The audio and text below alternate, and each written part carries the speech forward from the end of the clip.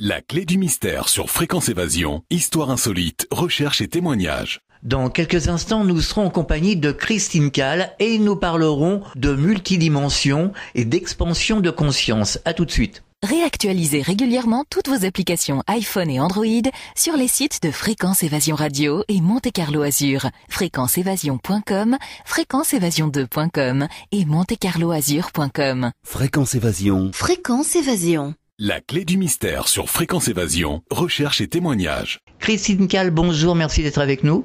Bonjour, merci à vous pour cet accueil, et merci du moment qu'on va partager.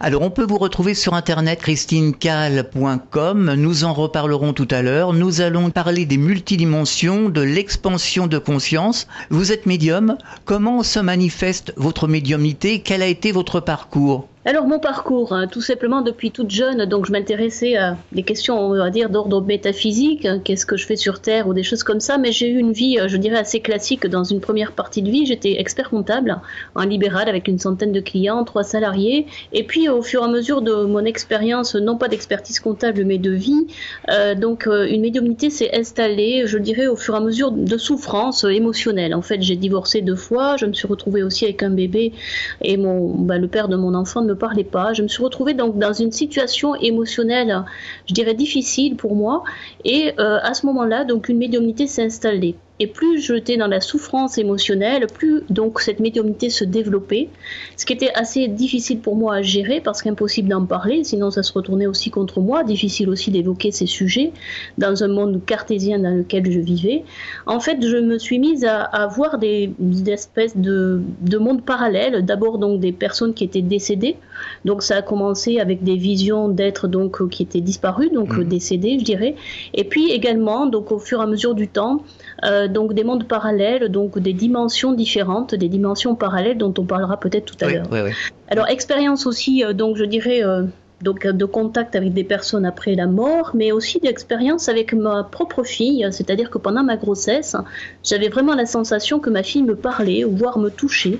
Donc c'est un magnifique cadeau qu'elle m'a fait, et c'est comme ça que j'ai développé en fait cette médiumnité qui m'a ensuite amené à travailler sur moi dans le sens de comprendre comment l'utiliser et en faire quelque chose de positif, en tout cas un outil qui a permis donc de changer de vie, d'améliorer ma vie, plutôt que de le subir. Mais c'est vrai que pendant les premières années, il s'agissait d'essayer de comprendre comment cela fonctionnait, est-ce que les informations venaient de l'intérieur de moi-même, de l'extérieur, et donc tout cela m'a pris quand même quelques années d'expérience.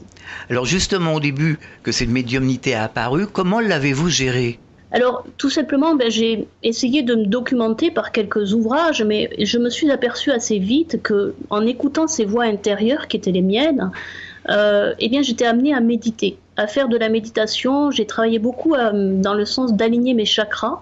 Les chakras sont des points d'énergie au niveau du corps qu'on utilise dans les soins énergétiques éventuellement et que toutes les traditions ésotériques donc mentionnent. Donc, en méditant et en alignant mes chakras, je me suis aperçue que j'arrivais à me centrer davantage et ainsi mon corps astral se décalait moins. Parce que je découvre environ 10 ans après l'ouverture de cette médiumnité dans une revue, dans une salle d'attente d'un médecin, tout simplement une revue pour femmes, je dirais. Donc je découvre que certaines personnes, suite à des chocs émotionnels, vont avoir une ouverture médiumnique qui vont se mettre en place.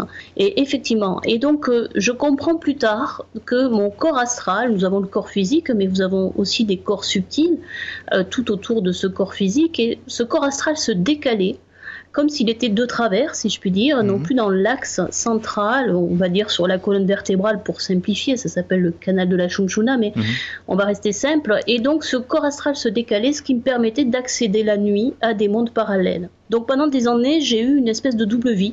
Une vie, je dirais, donc 2 jours avec une activité pendant 25 ans d'expert comptable, avec encore une fois une centaine de clients, 3 salariés, j'étais même présidente d'une école à un moment donné, un bébé à éduquer. Et puis la nuit, dès que je me couchais, que je fermais les yeux, j'avais la sensation de partir dans d'autres mondes et je n'arrivais pas à gérer cela. Donc c'est grâce à la méditation que petit à petit, en me centrant davantage sur mon cœur, petit à petit, je n'avais plus accès à ces mondes-là. Et ça s'est transformé, j'ai commencé à entendre des voix de sagesse à l'intérieur de moi, une voix de sagesse qui était une partie de moi, et puis ensuite peut-être des guides extérieurs. Et progressivement, en écoutant cette voix, eh bien, ma vie s'est améliorée. J'ai pu faire donc comme ça des investissements immobiliers. J'ai pu prendre des décisions qui ont fait que ma médiumnité est devenue un outil pour moi, dans un premier temps pendant une quinzaine d'années. Et ensuite, donc, je l'ai mis au service d'autres personnes puisque j'ai arrêté mon métier d'expert comptable en 2013. Alors, ces autres mondes, ils se présentaient comment ? Ces autres mondes, difficiles au départ de comprendre de quoi il s'agissait. Est-ce que c'était une partie de mon subconscient ? Est-ce que c'était quelque chose qui relevait d'autres mondes qui existent, peut-être ailleurs, dans une autre dimension ? Alors, peut-être une parenthèse sur les dimensions. Oui. Nous appréhendons notre monde à partir de la 3e dimension, c'est-à-dire à partir de nos 5 sens. Et si je rajoute en fait un sens supplémentaire, une espèce de 6e sens, comme la clairvoyance ou la clairaudience ou la clairsentience, eh bien je vais capter d'autres mondes qui pourraient être, on pourrait dire, donc sur d'autres planètes ou peut-être donc à côté. Donc ces mondes-là, il s'agissait dans un premier temps de comprendre est-ce que c'est quelque chose qui appartient à mon inconscient, mon subconscient, ou est-ce que c'est quelque chose d'extérieur à moi. Donc ça aussi c'est la pratique, l'expérience qui m'a permis de comprendre avec quel monde j'étais en relation. Et là je me suis aidée de techniques donc comme la PNL par exemple qui permettaient de comprendre comment on fonctionne soi-même, donc comment on perçoit les choses. Et à partir de là, j'ai compris que donc il y avait des choses qui relevaient de mon propre inconscient. Et j'ai fait aussi tout un travail psychologique sur moi-même. J'ai vu donc des psychologues. J'ai discuté aussi avec d'autres types de personnes au niveau de la psyché, de l'inconscient. Un travail aussi donc en PNL, donc kinésiologie, donc différentes techniques qui m'ont appris à mieux me connaître moi-même avant de pouvoir prétendre être en relation avec quelque chose qui est soit à moi, soit de l'extérieur. Oui, plus tangible, on va dire. Tout à fait. Voilà. Et pour moi, la spiritualité, encore une fois, j'ai été expert comptable, donc même si j'ai la tête dans les étoiles, je dirais que la spiritualité doit être quelque chose de concret. En quoi ça peut m'aider à devenir plus équilibrée, plus heureuse dans ma vie, avant d'aller chercher donc tout un tas de choses à l'extérieur pour en fait refouler un petit peu le quotidien. Alors on parle beaucoup de multidimensions, de changement de paradigme, de changement de fréquence de la Terre. Comment abordez-vous ces multidimensions et ces changements ? Je pense que depuis donc 2012 et ces portails énergétiques qui se sont ouverts, non pas avec toute cette théorie qu'on en entendait à cette époque-là, mais tout simplement avec ce qui s'est passé au niveau astrologique, astronomique. Et là aussi, je me repose toujours sur des choses donc très pragmatiques au niveau de la science. Donc des portails d'énergie et des vents solaires arrivent sur la planète et provoquent des perturbations au niveau des champs magnétiques, ce qui va avoir des effets bien évidemment au niveau donc terrestre, au niveau du macrocosme, mais aussi au niveau donc de l'humain. Donc nous sommes plus fatigués, il y a de plus en plus de cas de maladies, de plus en plus d'enfants autistes. Tout ça est un ensemble de choses qui ne sont pas dues qu'à ces énergies bien évidemment, mais qui supposent donc que l'on se pose des questions et qu'on est en train effectivement pour moi de changer de paradigme. Alors changement de paradigme parce que tout simplement, eh bien on arrive à une période de l'humanité qui évolue. Et de la même façon qu'il y a donc quelques centaines d'années, on pensait que la Terre était plate. Aujourd'hui, on s'aperçoit que peut-être donc il en est autrement. De la même façon aussi qu'on avait donc des réflexions au niveau de la science, au niveau de la médecine. Et bien aujourd'hui, donc les choses bougent également avec la conception donc de la conscience qui évolue et qui s'expanse. Aujourd'hui, il est clairement défini par les sciences et par les médecines donc que la vie existe après la mort, puisqu'on a aux États-Unis, par exemple, démontré scientifiquement et médicalement que la conscience continue à fonctionner même quand on est dans le coma. Donc voilà, ça va générer donc des changements de paradigme. Parce que tout simplement, notre humanité, même s'il n'y paraît pas en fonction de ce qui se passe dans le monde aujourd'hui, on a toujours des guerres, on a de plus en plus d'inégalités, on a des problèmes écologiques, mais quand même la conscience est en train d'évoluer. Et en peu de temps, sur les dernières décennies, elle évolue très vite. Et je pense qu'effectivement, ces courants d'énergie qui arrivent sur notre planète, mais qui bougent aussi au niveau de toute notre galaxie, ces courants d'énergie sont en train de nous perturber dans le sens de nous ouvrir, de nous permettre une ouverture de conscience. On se sert uniquement de 10% du cerveau. Et personnellement, je me dis qu'il y a encore beaucoup à faire, parce qu'au niveau de la conscience c'est quoi ? C'est un réseau de plus de 100 milliards de neurones. Les neurosciences aujourd'hui sont en train de démontrer des nouvelles capacités, donc on parle aussi de neuroplasticité au niveau des neurones, on parle de épigénétique, c'est-à-dire de réaction, donc au niveau des cellules et des atomes, donc par rapport à un environnement. On parle de physique quantique. Tout ça est en train effectivement de nous préparer à donc une nouvelle société, une nouvelle phase donc d'évolution de l'humanité. Et c'est ce qui est attrayant justement parce qu'on va vers un nouveau avec des changements dans tous les domaines, que ce soit écologique, médical, scientifique. Donc on est à l'orée d'un véritable changement et donc dans une période transitoire qui va nous ouvrir vers une autre étape de l'humanité et de la conscience. Mais on dit que le cerveau n'est que le réceptacle de la conscience. Le cerveau est effectivement... C'est un ordinateur. C'est un ordinateur qui nous permet donc d'analyser, de compter, et de comprendre notre environnement. Mais pour moi, depuis la chute de la conscience, donc à l'époque lémurienne ou atlante, en tout cas, les décisions donc au niveau de l'individu étaient prises au niveau du cœur. Et donc le cerveau était un outil d'analyse. Et après la chute de la conscience, donc on est rentré dans la phase de la dualité, du pouvoir, et donc on a renversé les choses. Ce qui fait que dans notre société aujourd'hui, les décisions sont prises avec la tête au niveau du cerveau, et souvent au niveau du cerveau gauche, qui est donc rationnel, mais qui est également l'intellect. Et on oublie le cerveau droit, qui est relié donc davantage à l'intuitif, au créatif, et puis surtout à cette voie de sagesse intérieure, peut-être qui nous permettrait d'être plus en résonance avec le cœur, avec l'amour. Donc on a perdu la connexion. Et on est en train de la retrouver, visiblement, la connexion. On est en train de le retrouver progressivement, et je dirais que donc ça va être un gros challenge de l'humanité pour moi. Parce qu'aujourd'hui, quand on voit un petit peu comment ça se passe au niveau donc de notre société, on est dans une société de consommation, on est dans une société où on court après donc l'individualisme, donc l'égoïsme, et puis donc la consommation à outrance. Donc on n'est pas encore en phase avec l'ouverture du cœur qui est censée nous ouvrir à la solidarité, à la fraternité. Même si, encore une fois, les choses bougent également, et dans les dernières recherches des neurosciences, aujourd'hui on parle des neurones miroirs, des neurones miroirs empathiques.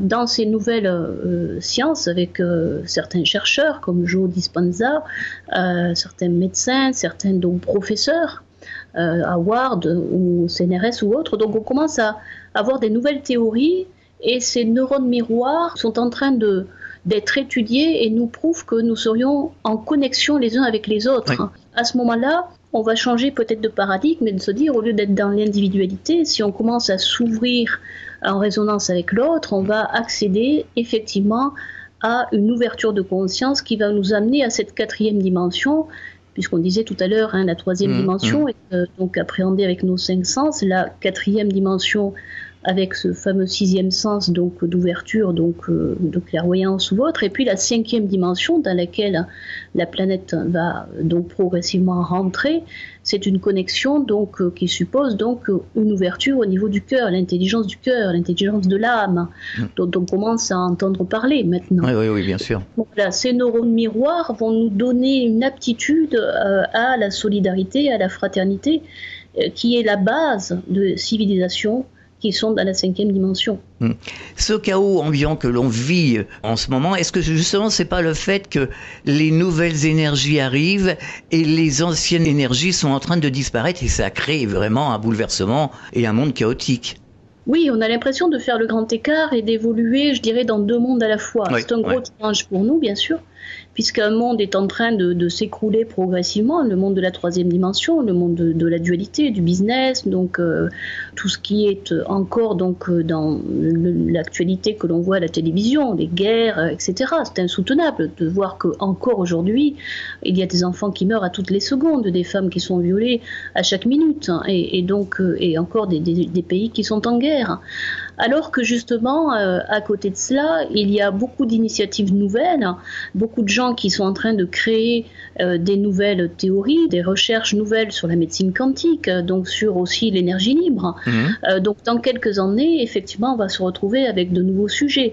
Et le gros challenge de notre humanité, c'est d'essayer de juxtaposer ces nouveautés dans ce monde-là. Et bien évidemment, on sait très bien que certains sont gênés et n'ont pas tellement envie non plus de voir ces nouvelles choses. chose. Donc c'est vraiment le challenge de l'humanité. Je dirais que c'est le challenge individuel de chacun parce que ce changement se passera donc de toute façon à titre individuel et puis à un moment donné à titre collectif. Alors on a l'impression que ça s'accélère de plus en plus, que de plus en plus les choses arrivent et on s'aperçoit aussi que les gens captent des choses, voient des orbes, sont beaucoup plus sensibles, sensitifs.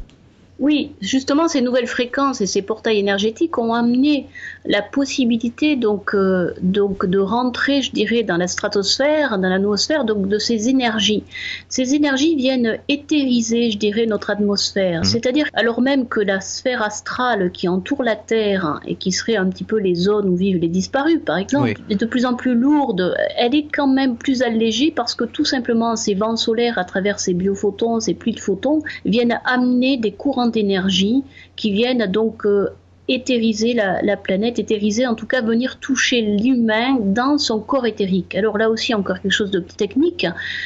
On a dit corps physique, corps éthérique, c'est le premier corps invisible qui est au-dessus du corps physique, c'est le corps qui nous donne l'énergie qui nous relie à notre aspect plus spirituel, je dirais, et puis ensuite corps astral, corps des émotions, corps mental, corps admique, bouddhique, etc. Ce corps éthérique, en fait, vient être touché par ces énergies pour justement nous réveiller, je dirais spirituellement, pour nous faire réagir peut-être, parce que tout simplement notre galaxie est en pleine mutation. Donc il n'y a pas uniquement la Terre qui est touchée par ces vents solaires. Donc on a l'impression d'être touché par un vent d'énergie qui correspond un petit peu à cette nouvelle ère du Verseau, mais qui présuppose, et André Malraux disait, ce 21e siècle sera spirituel ou ne sera pas. Il y a quand même une prédisposition pour l'être humain à s'ouvrir en conscience dans des valeurs fraternelles et donc des valeurs de cœur, parce qu'on a vu que la technologie et le pouvoir de décision, eh bien, on voit où ça nous mène. Aujourd'hui, nous sommes quasiment près du mur dans notre société. Donc effectivement, ces courants d'énergie viennent nous toucher, que l'on le souhaite ou pas, mais en tout cas, ils vont obliger, à mon avis, l'humain à se transformer. Alors du même coup, nos ADN sont en train de se transformer et les ADN de tout le vivant finalement. Tout à fait. Donc ces courants d'énergie viennent toucher à travers ces biophotons notre ADN. Nous avons donc depuis la chute de l'Atlantide et de la Lémurie 2 brins d'ADN qui sont actifs. Il y en avait 12 à l'origine. Et donc progressivement, nous sommes dans cette phase d'évolution de l'humanité, c'est-à-dire en train de nous reconnecter à notre divinité. Et au fur et à mesure de cette ouverture de conscience et de l'augmentation de la fréquence vibratoire des corps, eh bien nous allons avoir ces brins qui vont se rebrancher progressivement. Il faut savoir qu'au Mont Shasta, il y a un hôpital donc avec une professeure qui a 2 petites filles qui ont 3 brins d'ADN. Ouais. Ces enfants sont nés avec 3 brins d'ADN, donc progressivement dans les nouvelles générations, ce que je vais dire n'engage que moi, mais je pense que les enfants qui vont arriver, donc dans les peut-être 5-10 ans qui arrivent, vont naître avec déjà des prédispositions, avec des brins d'ADN nouveaux, c'est-à-dire reconnectés. Pourquoi ? Parce que tout simplement, encore une fois, la conscience évolue progressivement, mais les âmes qui sont appelées à venir sur la Terre aussi également vont donc venir pour amener des nouveaux concepts, des nouveaux paradigmes pour accompagner ce mouvement de changement de civilisation. Donc l'ADN va bouger. Pour moi, il ne peut pas bouger donc rapidement. Et c'est tout le travail qu'il y a lieu de faire sur soi à travers, encore une fois, donc personnellement, moi je pratique cela avec les méditations au niveau donc des chakras, du corps de lumière, etc. Donc trouver une façon donc de se transformer, d'alléger notre corps émotionnel, de résoudre nos blessures, donc d'essayer d'alléger nos peurs et d'aller à la rencontre de ces peurs. Derrière toute peur, il y a un désir. Et tout simplement, plus on va aller à la rencontre de soi-même dans cette authenticité, cette congruence avec soi, plus à ce moment-là la fréquence vibratoire du corps augmente et plus la conscience peut s'ouvrir et à ce moment-là les brins se rebranchent d'eux-mêmes. Pour moi, ce travail se fait de façon inconsciente par un travail permanent sur soi qui est à base méditative. Christine Calle, je vous propose de marquer un temps d'arrêt, on revient dans quelques instants, à tout de suite. Chaque jour, sur Fréquence Évasion Radio, recherche, ovni, paranormal, faits de société, protection de l'environnement et les rendez-vous avec vos stars préférées dans Paroles de Stars. Fréquence Évasion, c'est également la voix des sudistes en Principauté de Monaco et dans le Grand Sud. Fréquence Évasion Radio, dites-nous tout. Dites-nous tout. Dites-nous tout.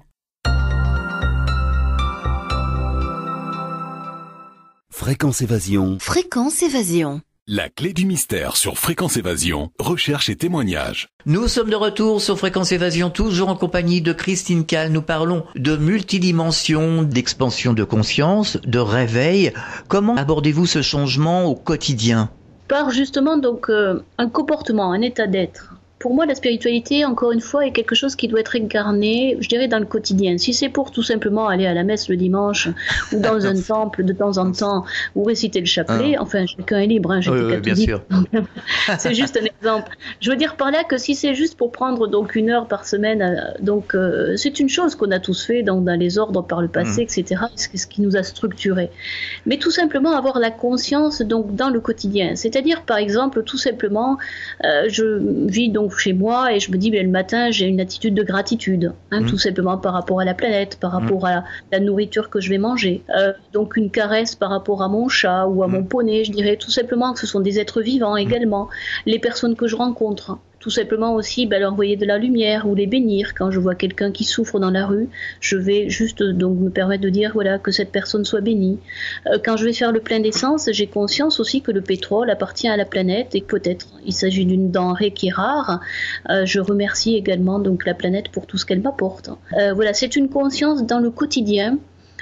Essayer d'être à l'écoute des personnes qui sont autour de nous, essayer d'aider les autres. Quand j'ai donc par exemple une bête à l'intérieur de ma maison, que ce soit une araignée ou autre, je ne vais pas l'aplatir. Exactement. Je vais attraper des feuilles de papier et je vais la sortir. Et je lui permets de rester vivante.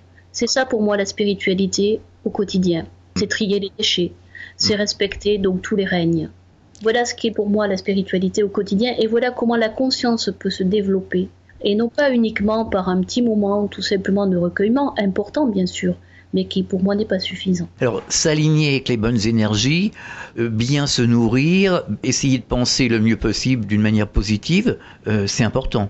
Oui, c'est très important et on voit bien que pour rebondir sur ce que vous dites, la pensée positive est d'autant plus importante qu'aujourd'hui, des médecins, donc en médecine quantique, et encore une fois on parlait des neurosciences, beaucoup de personnes, comme Bruce Lipton ou bien Joe Dispenza ou d'autres spécialistes américains, sont clairement sur la voie aujourd'hui de la pensée positive en tant qu'outil très important de l'auto-guérison. Alors, je ne suis pas en train de dire qu'on peut soigner un cancer en restant positif uniquement. Je suis quand même en train de dire que de plus en plus les neurosciences et les spécialistes de la médecine quantique sont en train de démontrer que l'attitude positive est fondamentale dans le fait de pouvoir évoluer en fonction de devenir créateur de sa vie et donc de s'auto-guérir également. On a des expériences aujourd'hui sur des personnes qui ont des cancers ou des maladies incurables. Il a été démontré aux États-Unis que aujourd'hui des personnes qui sont positives vont avoir beaucoup plus de chances de dépasser leur maladie, voire de guérir, que des personnes qui ont la même maladie à la base, mais qui sont dépressives et qui voient toujours les choses en noir ou toujours en référence avec leur passé. Donc encore une fois, notre gros challenge, c'est sortir de nos croyances, c'est sortir de nos schémas passés, de nos blessures, et essayer d'avancer vers cet esprit créateur en sortant des paradigmes anciens, de la matrice ancienne, de la souffrance, qui est devenue depuis 12 000 ans, pour nous une telle habitude qu'elle est devenue imprimée dans l'inconscient collectif et dans nos subconscients, c'est une attitude atavique. C'est-à-dire que pour nous, c'est très difficile de nous sortir de ces habitudes-là. Mais si on fait l'effort un petit peu tous les jours d'aller vers ce changement de croyance et de se dire qu'on peut guérir, on peut mettre des chances de notre côté à l'appui de la médecine traditionnelle si nécessaire, bien évidemment. Mais à ce moment-là, on a plus de chances de s'en sortir. Et ça, c'est encore une fois pour moi un gros challenge, sortir de la matrice de la souffrance pour aller vers l'évolution, non plus à la base de la souffrance, mais à la base du positivisme et de la pensée positive et créatrice. Et quelque part, c'est faire preuve de bon sens. Tout à fait, mais nous avons perdu le bon sens. Le problème de notre société, c'est qu'effectivement, nous avons perdu le bon sens. Et tout simplement, nos ancêtres seraient les premiers à nous dire, mais enfin, revenez à des choses élémentaires, et ils auraient tout à fait raison. On voit aujourd'hui que notre société marche sur la tête. Est-ce que vous donnez des conférences ? Je donne des conférences, effectivement, sur divers sujets. Sur les sujets de l'expansion de la conscience, je donne des conférences également sur le couple, je donne des conférences également sur la vie après la mort, ou bien également sur le mont Shasta et sur la 5e dimension. Et comment réagissent les personnes qui viennent vous voir en conférence ? Eh bien, je dois dire que quand je explique que j'ai été expert comptable donc pendant à peu près 25 ans, ils ne me regardent pas du même œil, je dirais. Je me doute. Voilà. Je pense que quelque part, tout simplement, le fait d'avoir été donc bien incarné dans un métier avec du business, donc et d'avoir changé de vie totalement, donc peut donner peut-être une crédibilité à mes propos. Ça, je le pense sincèrement, et ça me fait penser à donc quelqu'un qui vient en conférence en Bretagne, qui est notaire, et qui me dit vous n'auriez pas été expert comptable, je crois que je ne serais pas venu à la conférence. Donc voilà, tout simplement, ou bien des collègues experts comptables aussi qui assistent à des stages et qui me disent mais heureusement que tu étais expert comptable, sinon je ne serais pas venu non plus. Mais je dois dire que cela me permet de dire que effectivement la spiritualité peut être présentée avec quelque chose de rationnel, et surtout il est important d'avoir les pieds dans le sol, tout en ayant peut-être un peu, encore une fois, la tête dans les étoiles. Oui, on doit être connecté aussi bien sur Terre que dans les autres dimensions. On est multidimensionnel de toute façon. On est multidimensionnel. Alors qu'est-ce que c'est que ce mot multidimensionnel ? Parce qu'on pourrait se dire effectivement à quoi ça correspond. Eh bien moi je dirais que on est multidimensionnel sans le savoir. Par exemple, la nuit, lorsque nous rêvons, une partie de notre conscience fait un petit peu de ménage, mais parfois peut se déplacer aussi. Alors nous n'avons pas conscience de cela, heureusement, parce que ce serait vraiment très inquiétant. Mais quand on fait du voyage astral, par exemple, alors qu'est-ce que c'est que le voyage astral ?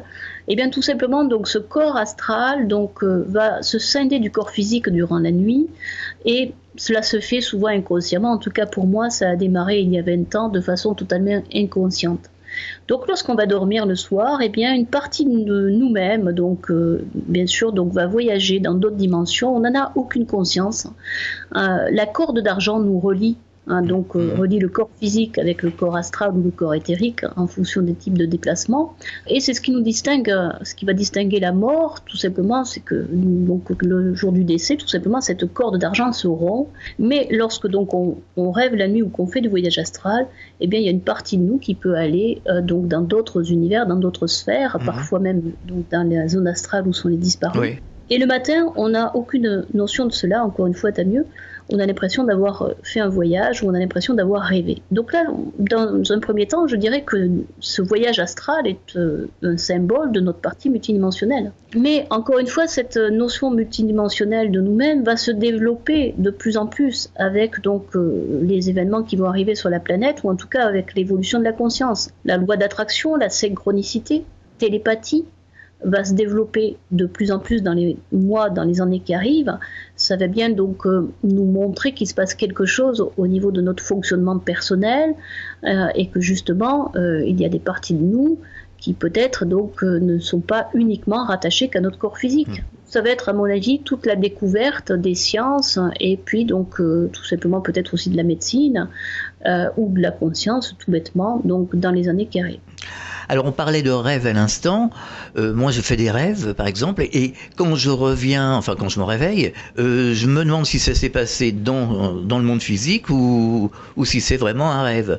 Parce que c'est tellement présent, je me souviens vraiment des rêves d'une manière très très nette, quelque part, et je rencontre de temps en temps des décédés, des disparus. Oui. Voilà, puisque je parle avec eux, mais je m'en souviens, et même on peut les toucher. C'est la différence entre le rêve et le voyage astral. Oui. Dans le rêve, la conscience se déplace, et on va effectivement avoir la sensation d'un souvenir, d'avoir parlé avec quelqu'un de disparu. Oui, oui.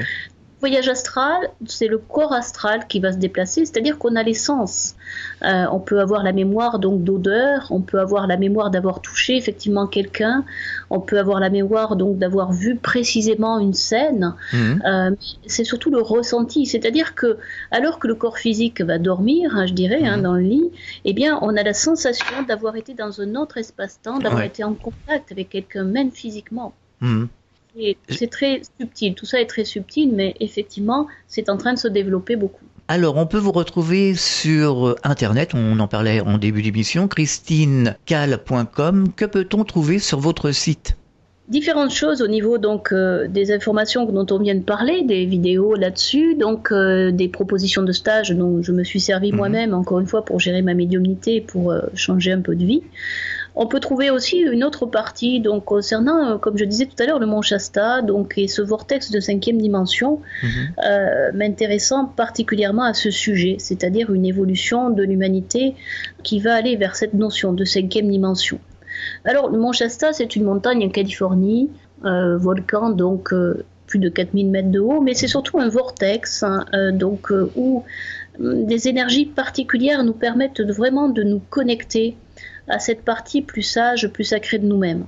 Donc tous les ans, je m'en vais aux États-Unis pour amener des personnes et nous sommes dans la nature pendant plusieurs jours, nature donc amérindienne et en connexion vraiment avec un monde très éthéré. C'est un lieu où il y a très peu de personnes, la nature est très très pure et donc ce qui permet à notre cœur, notre âme de s'ouvrir et de se rencontrer plus facilement. Donc il y a des enseignements, des méditations dans la nature. On va sur certains lieux spécifiques aussi qui sont présentés donc sur le site internet.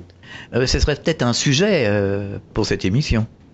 Alors ça peut être un sujet à part entière, effectivement, de parler donc effectivement du mont Shasta, de parler également peut-être de la Terre creuse, sujet donc nouveau dont on a parlé au fil du temps avec plus types d'expériences. Jules Verne en parlait, l'amiral Byrd, mais aussi des géophysiciens qui ont commencé à parler de ça, des journalistes, des témoignages également aux États-Unis dans cette ville de Shasta.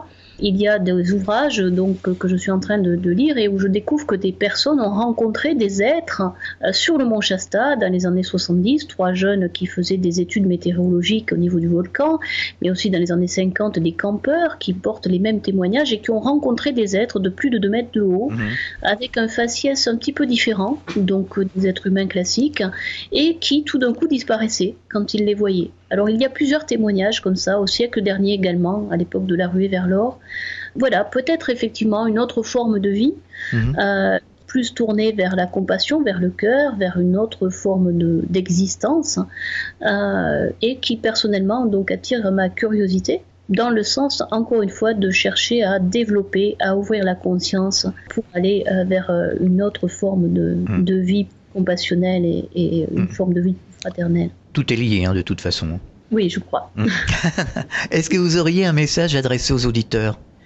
Non, leur souhaiter le meilleur donc pour les années qui viennent. Moi, je suis très optimiste sur ce qui va arriver, même si parfois, quand on regarde un petit peu la télé, on peut se dire qu'on ne sait pas trop comment ça va se passer dans notre 3e dimension. Mais moi, je dirais que pour quelqu'un qui a envie de chercher, qui a envie de découvrir des nouvelles choses, nous vivons une époque formidable. Une époque avec des ouvertures comme jamais il n'y en a eu. Et c'est vrai qu'Internet est un outil qui permet d'avoir accès à une multitude d'informations qu'il est bon de trier, par contre. Effectivement, il faut avoir du bon sens. Oui. Tout à fait. Mais en même temps, donc je pense que ce qui arrive sur la planète avec ces nouvelles énergies va nous permettre de nous découvrir donc différemment. Et si j'ai un message à transmettre, je dirais, connais-toi toi-même et tu connaîtras l'univers et les dieux. Mais je dirais tout simplement, essayons de nous apprécier les uns les autres un petit peu mieux. Et donc, non pas en restant dans l'individualisme et l'égoïsme qui symbolise notre société de consommation, mais plutôt dans la joie de découvrir qui est l'autre, parce que tout simplement, il nous permet de nous découvrir davantage nous-mêmes. Pour terminer, est-ce que vous auriez des projets ? Projet, oui, de parler davantage justement de cette 5e dimension et de ces êtres donc parallèles qui vivent à la fois à l'extérieur de la Terre mais aussi à l'intérieur et qui, à mon sens, viennent nous accompagner dans ce changement de conscience. Projet donc de repartir donc aux États-Unis aussi donc pour aller me ressourcer un peu sur ce lieu et puis donc écrire un livre également donc sur ces expériences. Même si donc je pense qu'aujourd'hui on est davantage à l'époque de la vidéo et de la transmission par le son et l'image, je pense que voilà, on me demande quand même de laisser une trace par écrit, donc essayer d'écrire un ouvrage. Christine Kall, merci d'avoir participé à la Clé du Mystère. Bon courage pour la suite et pour tous vos projets en tout cas. Merci à vous, un grand plaisir d'avoir partagé ce moment avec vous et avec les auditeurs et puis en vous souhaitant aussi plein de belles choses à vous. À très bientôt, au revoir. À très bientôt, merci. Fréquence Évasion.